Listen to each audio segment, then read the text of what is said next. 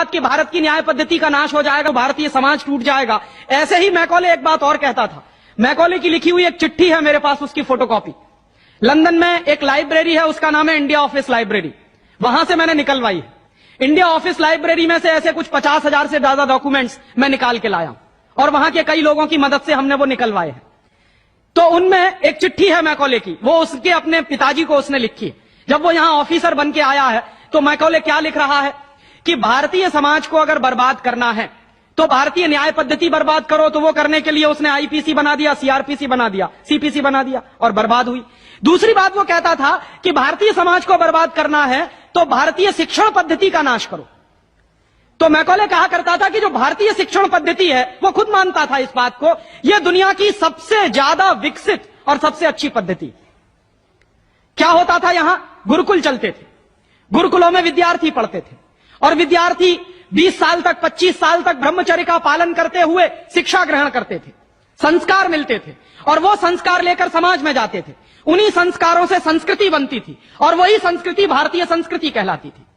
ऋषि थे, मुनि थे, बड़े बड़े ज्ञानी थे, महात्मा थे, वो गुरुकुलों को चलाया करते थे और सारे के सारे गुरुकुल जो चला करते थे उनमें वेदों का अध्ययन, पुराणों का अध्ययन, उपनिषदों का अध्ययन, जो भारतीय ज्ञान है, जो भारतीय मनीषा है, उन्हीं सबका अध्ययन संस्कृत के माध्यम से कराया जाता था।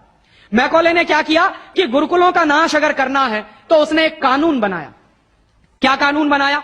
संस्कृत में जितने विद्यालय इस देश में चलते थे, हिंदुस्तान में अंग्रेजों के जमाने में, उन सबको उसने इल्लीगल घोषित किया, गैर कानूनी।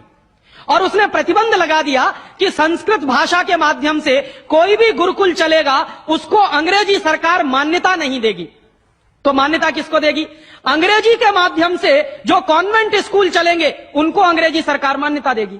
और उसके लिए बाकायदा उसने कानून बनाया। उस कानून का नाम है इंडियन एजुकेशन एक्ट। और यह इंडियन एजुकेशन एक्ट लागू हुआ 1858 में, आज से लगभग 140 साल पहले। तो 140 साल पहले जो कानून लागू हुआ था अंग्रेजों के जमाने में, वही कानून आज भी चल रहा है। उस कानून के आधार पर मैकॉले ने क्या किया? संस्कृत के माध्यम से चलने वाले गुरुकुलों को बर्बाद कर दिया, कानून बना के उनको बंद करा दिया। जो उनमें अध्यापक होते थे, गुरु होते थे, उनको मार पीट कर अंग्रेजी सरकार जेल में बंद करती थी। जो विद्यार्थी अध्ययन के लिए जाते थे उनको रोक दिया जाता था, उनका अध्ययन ना होने पाए उसके लिए समस्याएं खड़ी की जाती थी। और दूसरी तरफ कॉन्वेंट स्कूल चालू कर दिए और उसमें अंग्रेजी के माध्यम से शिक्षण देना शुरू किया। एक दिन उसने अपने बाप को चिट्ठी लिखी और इस चिट्ठी में उसने ये लिखा कि मैंने हिंदुस्तान में एक ऐसी शिक्षण पद्धति पैदा कर दी है जिसमें अगर हिंदुस्तानी विद्यार्थी पढ़ेंगे तो पढ़कर निकलने के बाद वो शरीर से हिंदुस्तानी होंगे, दिमाग से सब अंग्रेज हो जाएंगे। वो देख रहे हैं, अभी देख रहे हैं।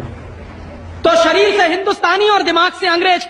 तो मैकॉले दूसरी बात लिख रहा है उस चिट्ठी में कि जब वो शरीर से हिंदुस्तानी और दिमाग से अंग्रेज हो जाएंगे तो अंग्रेजों के हिसाब से सारे काम करेंगे।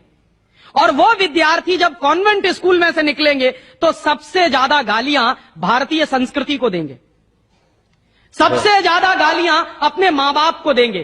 कैसे? मॉम और डैड कह के। डैड माने होता है मरा हुआ और मम्मी माने होता है शव।